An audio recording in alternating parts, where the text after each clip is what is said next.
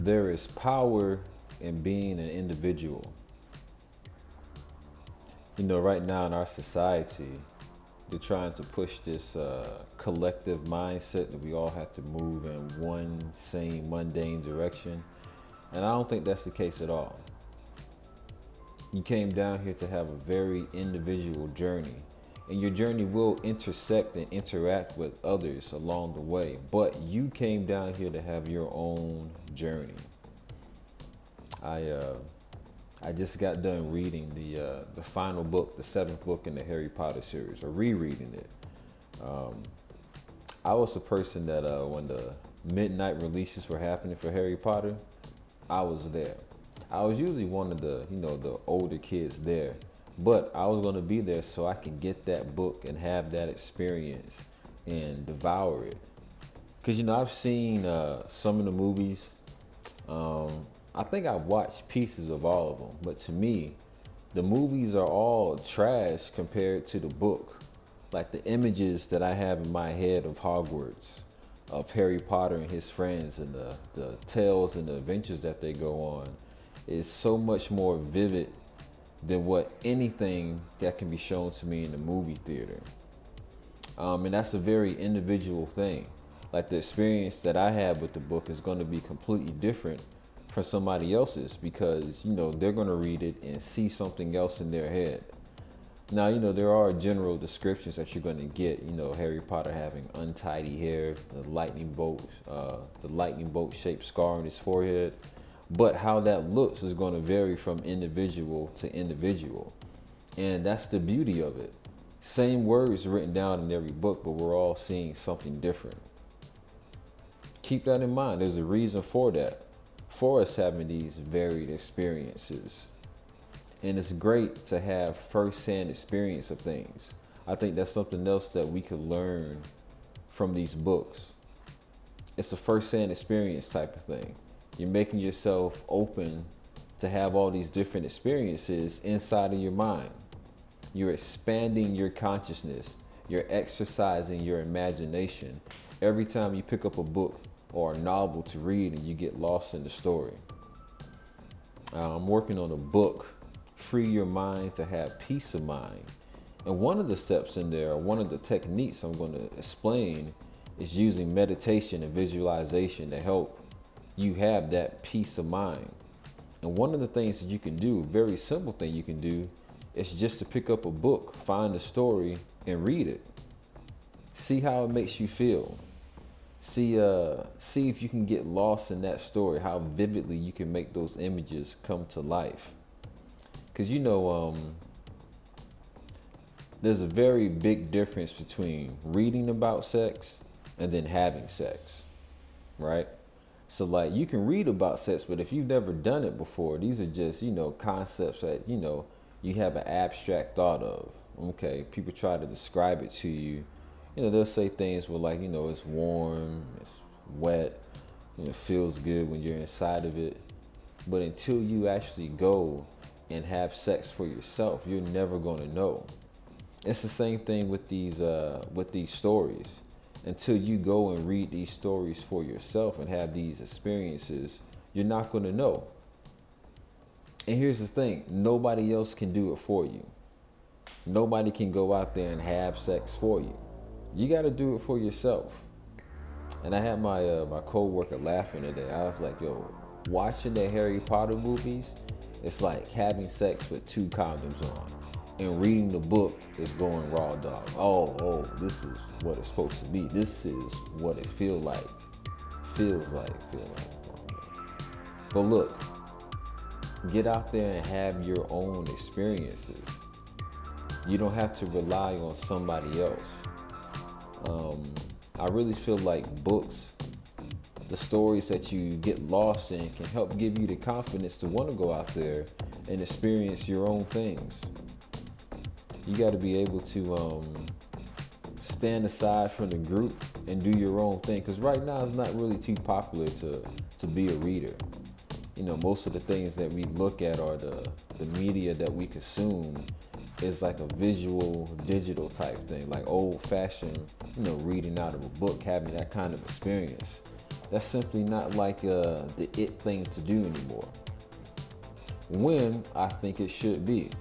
You know, they take us away from reading and having those individual experiences, and then you stop learning how to have experiences for yourself. We're living vicariously through other people. Like I used to work at Buffalo Wild Wings, and that place really taught me that fan is short for fanatic. People will come into there and be like, yo, we got a game today. We're playing so and so and so and so. No, you're not. They're playing the game. You're just watching. But you let your emotions, get drawn up and caught into that. I'll never forget one time my line brother, Ruben, I was trying to get him to play NBA 2K with me, right? And he's like, yo, that's cool, but we can just go play basketball. And I was like, you know what? You're right. We can just go out there and have our own experience instead of playing this video game.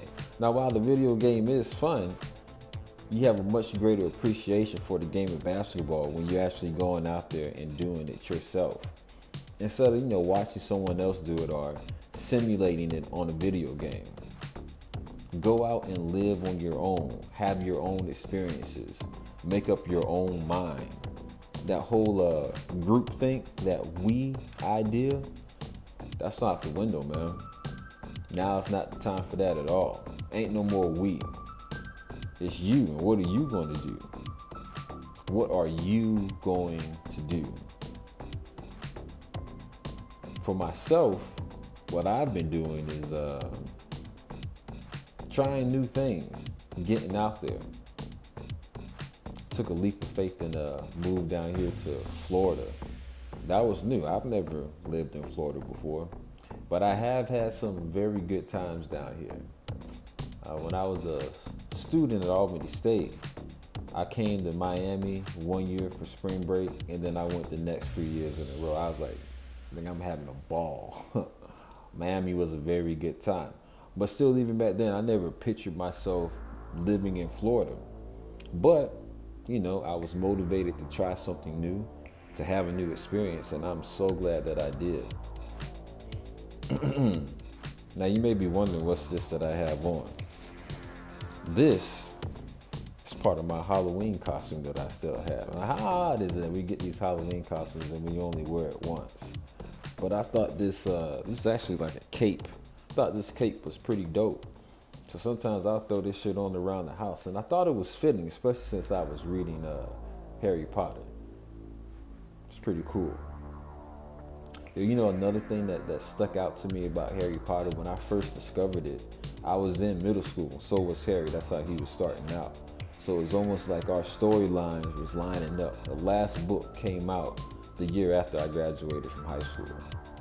And, reading a good book is really like watching a really good movie. Like, imagine watching a movie and, you don't get to the end, but you're, really engrossed with it. You want to know what happens. That's how I feel about, certain books. You start reading, it's like, man, what happens next? So I used to devour those books in, days at a time. I think I read The Goblet of Fire in maybe 3 days. And there's people who, read it quicker than that. My coworker was telling me today that when the last book came out, his daughter got it and started reading it and didn't stop reading it till she was done with it. So she read it in one sitting. That's how engrossed you can get into these stories. And I think that's pretty cool. Because, it's your mind that's making all this real anyway. Don't believe me? Think about it like this. All 5 of your senses you can experience in your mind. You can think back on a previous sexual encounter or a sexual encounter that you never had, and your body will react to that. That's amazing to me. I can just think about something and my body's going to react because, like Morpheus said, your mind makes it real. And the more experiences that you have, the more things that you go out and do, the more books that you read, the more powerful you make your imagination. It makes me think about the placebo effect. People who have some type of illness, doctor gives them a water pill or a sugar pill, tells them, yo, this is going to cure you. And based on their faith in the doctor, you know, they take it and they wind up being cured. That's amazing. It's not just, you know, like, you know, everyday bumps and bruises. People have been cured of some serious diseases, and all they were taking was a water pill or a sugar pill. It was their mind that was doing it. So train your mind and you will train your reality. Train your mind, you will train your reality, and no one else can do it for you. It is a very individual thing. Like I said, nobody can go out and have sex for you. It's either you're going to do it or it's not going to get done. So go out there and get you some. Have an experience. Write it down. Talk to people about it. I did something new and this is how it felt. I read something new and this is how it felt to me. This is what I got out of it. Stop living vicariously through other people. Stop blindly following the group. Blindly following the group can get you messed up. I dare say it will get you messed up eventually. All right, but y'all be easy. I'll catch you next time.